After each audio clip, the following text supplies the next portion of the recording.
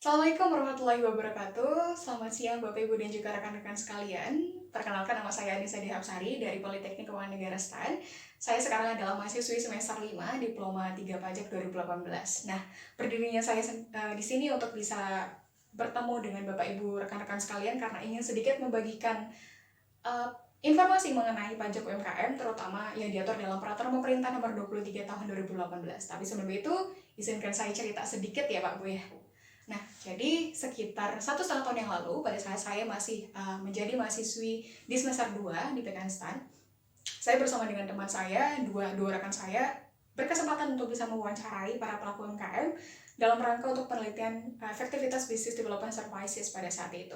Nah, tapi ada satu pernyataan yang membuat kami begitu tersadar saat itu juga ketika beliau menyampaikan hal tersebut adalah begini pernyataannya, bahwa para pelaku UMKM sebenarnya mau kok untuk memberikan pajak, tapi asalkan tahu caranya. Begitu, itulah yang kemudian menyadarkan kami bahwa penyuluhan perpajakan bagi UMKM itu sangat penting untuk bisa dilakukan. Dan beliau juga menyampaikan bahwa setelah membayarkan pajak, yang timbul adalah perasaan bahagia karena dan bangga karena sudah berkontribusi terhadap negara. Dan itulah yang kemudian saya harapkan nantinya akan ada dalam diri Bapak dan Ibu sekalian, karena membayar pajak memang seharusnya timbul kesadarannya dalam diri sendiri untuk bisa terus berkontribusi terhadap pembangunan negara. Oke, baik, selanjutnya kita akan bersama ulas mengenai tarifnya dari PP 23 2018 tentang pajak UMKM. Nah, Bapak Ibu dan rekan-rekan sekalian, hal yang paling mendasar dan yang jadi alasan utama kita semua berkumpul di sini adalah bagaimana sih pemajakan atau besaran pajak harus dibayarkan oleh UMKM.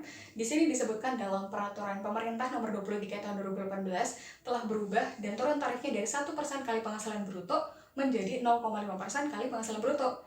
Jadi makin kecil kan besaran pajaknya.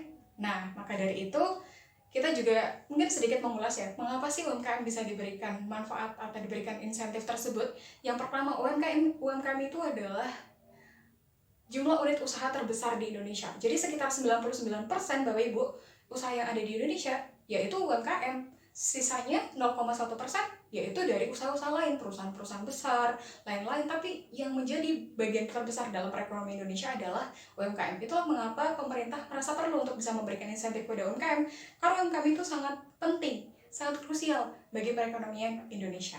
Nah, setelah itu siapa saja sih yang berhak untuk bisa menerima manfaat dari peraturan pemerintah nomor 23 tadi tentang penerapan tarif 0,5% kali penghasilan bruto setiap bulannya? Yang pertama itu adalah wajib pajak orang pribadi dan juga wajib pajak badan. Nah, wajib pajak orang pribadi ini adalah Bapak Ibu sekalian yang merupakan wajib pajak orang pribadi UMKM yang menjalankan usaha UMKM, begitu ya. Tapi ada peraturan tersendiri bahwa peraturan ini, tarif ini sebesar 0,5% kali penghasilan bruto setiap bulannya yang tentunya sangat kecil, itu hanya boleh dimanfaatkan selama 7 tahun, begitu ya.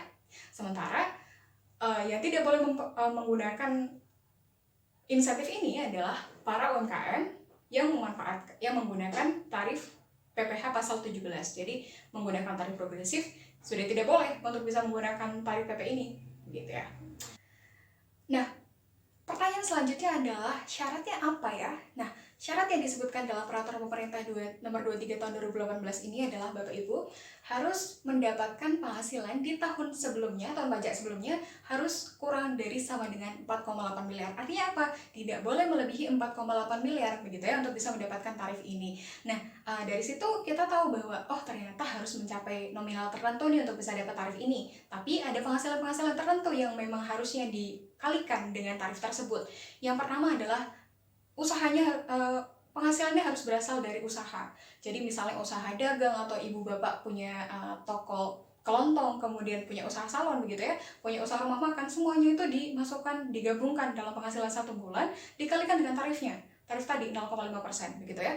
Nah, tapi bagaimana kasusnya kalau misalnya seorang istri dan suami mereka memiliki usaha masing-masing, itu digabung selama masih memilih untuk menggabungkan NPWP-nya dan menggabungkan kewajiban perpajakannya.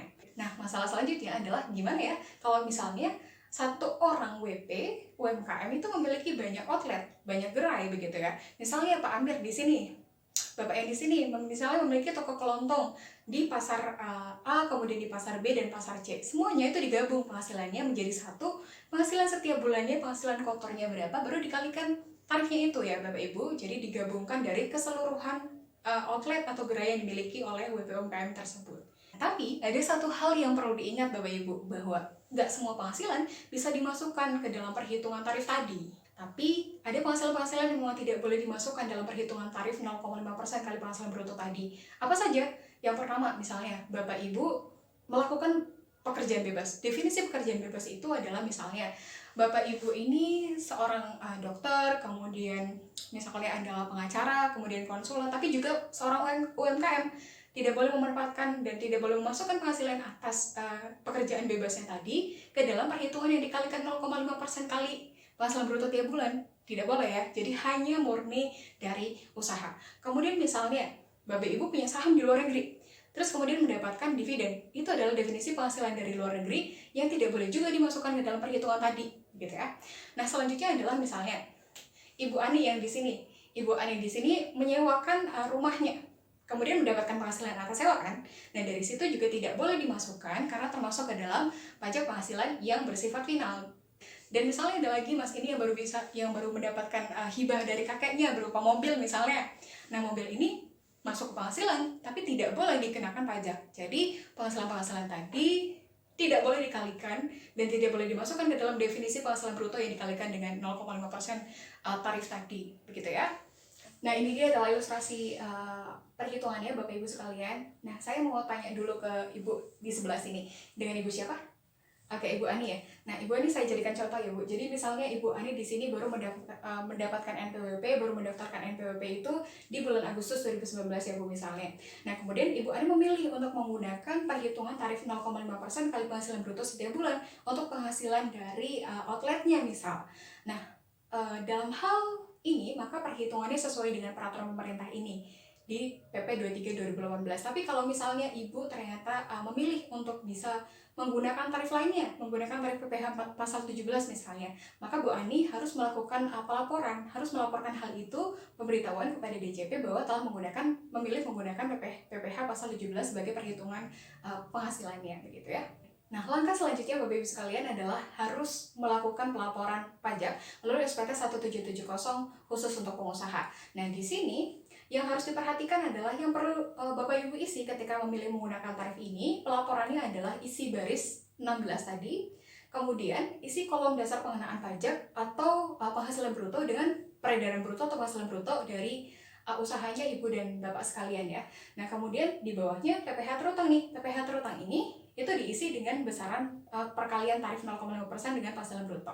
Nah, selanjutnya ketika mau melakukan penyetoran pembayaran pajak, yang perlu dilakukan adalah mengisi dulu berapa sih kode akun pajaknya. Nah, di sini kode akun pajaknya itu adalah 41128 dan juga kode jadi setoran berupa 420.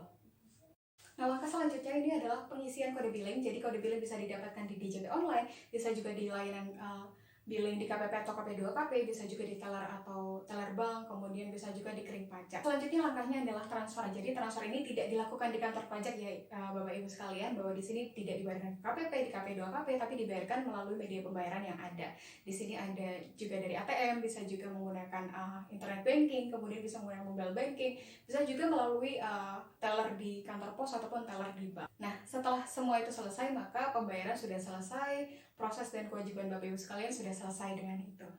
Nah, seperti itulah kewajiban perpajakan UMKM yang harus dilakukan berdasarkan peraturan pemerintah nomor 23 tahun 2018. Untuk itu, saya berharap semoga materi yang saya sampaikan tadi bisa bermanfaat bagi Bapak Ibu sekalian dalam memenuhi kewajiban perpajakannya ya. Mohon maaf jika ada kesalahan dan kekurangan dari saya, salah pengucapan, salah perbuatan dari saya. Saya mohon maaf kurang lebihnya. Wassalamualaikum warahmatullahi wabarakatuh.